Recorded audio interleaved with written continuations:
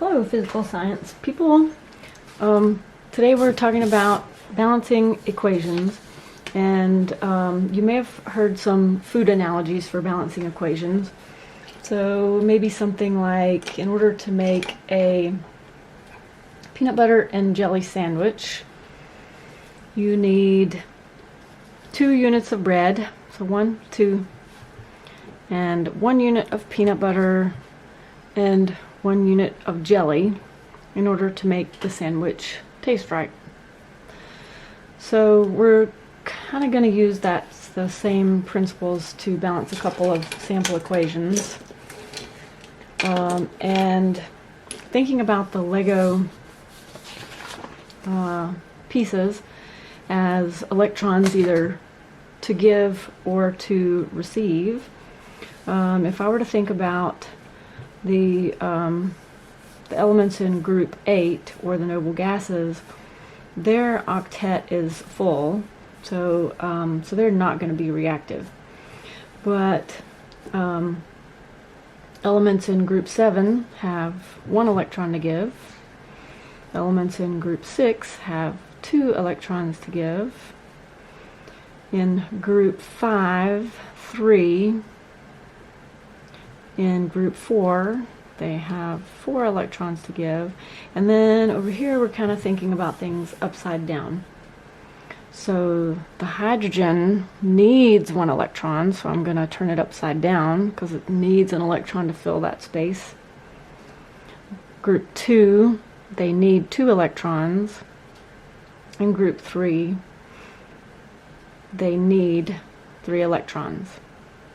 Of course, that's an oversimplification because sometimes they are sharing with double bonds or triple bonds, but just kind of for an oversimplification, we're thinking about Legos as electrons to donate or share.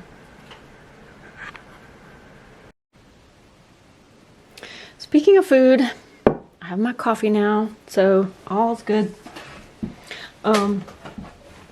But if we are going to use these Legos to kind of think about some simple chemical reactions. So first, I want to think about, let's say we want to take carbon, combine it with hydrogen to make methane.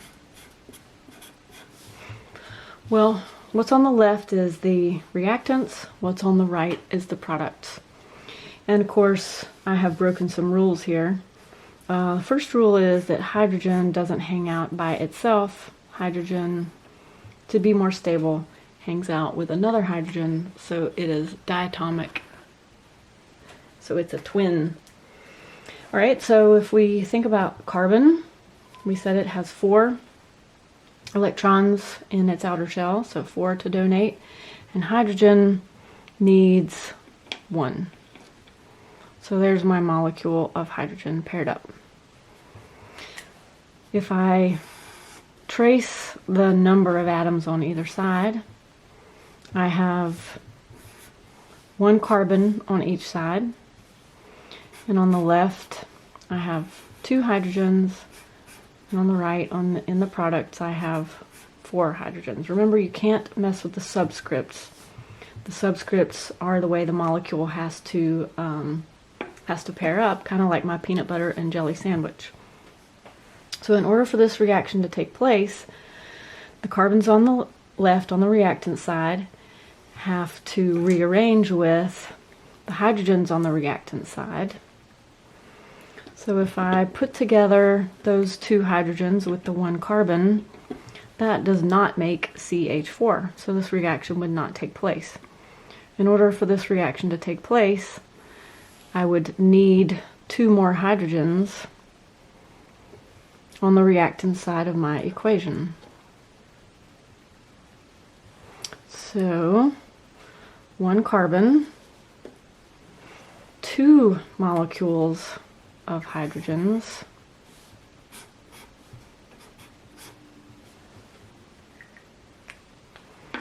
then I would have enough for this reaction to take place with the proportions being right of 1 carbon to 4 hydrogens. And again, important to note is that I don't have the reactants still remaining at the end of the reaction. The reactants have changed to the products.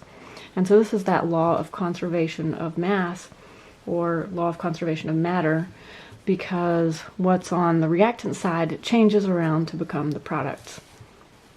I can't just magically create something to become a product. If I don't have it on the reactant side, it can't become a product.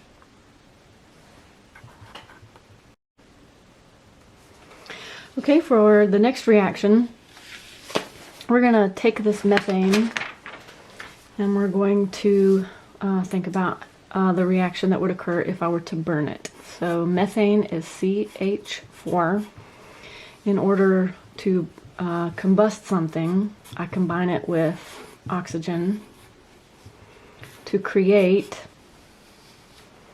the products of combustion, CO2 plus water.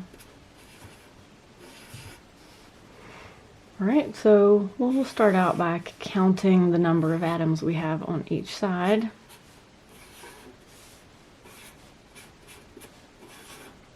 We have 1 carbon on the reactant side, 4 hydrogens, and 2 oxygens, because that subscript shows that oxygen also hangs out with another oxygen in order to be more stable. You don't just have 1 oxygen hanging out in the atmosphere. So we would have O2 as 1 molecule of oxygen. On the product side, the CO2, we have 1 carbon, 2 oxygens, but don't forget an oxygen here, 3 oxygens, and then 2 hydrogen atoms.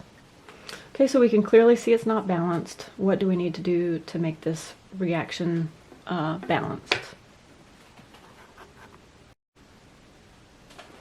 Let's think about what's going to happen. The methane from the reactant side is going to combine with the oxygens. Let me use a different color so it'll be a little clearer. So this will be my oxygens,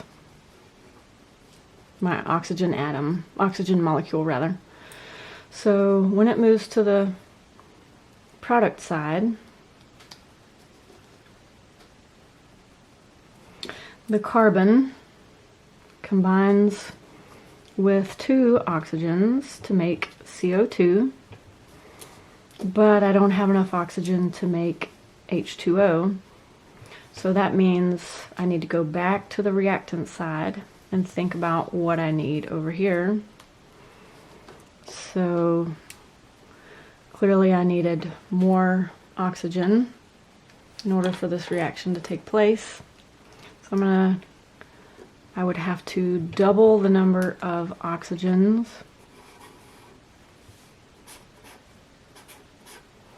on the reactant side. Let me put my methane back together. So now my reaction becomes 1 methane plus 2 molecules of oxygen, which is actually 4 atoms of oxygen, will recombine to make CO2 and 2 molecules of H2O. So the hydrogens now are joined with an oxygen each. So now let's get our numbers right on this side. So we have our molecule of CO2. We have 2 H2Os. So instead of 2 hydrogens, we actually have 4 hydrogens, and then 1, 2, because our coefficient applies to whatever's in that formula. and we have 2 from here. So 1, 2, 3, 4 oxygens. Now comparing both sides of my equation, the reactants that I started with are the same as the products that I started with in terms of the number of atoms. They were rearranged, so the methane was burned in order to form CO2 and water. So that's balancing equations with Legos. Of course, in real life, you can end up with some more complicated molecules, like some of the organic molecules. But if you're interested in chemistry, you can study that later.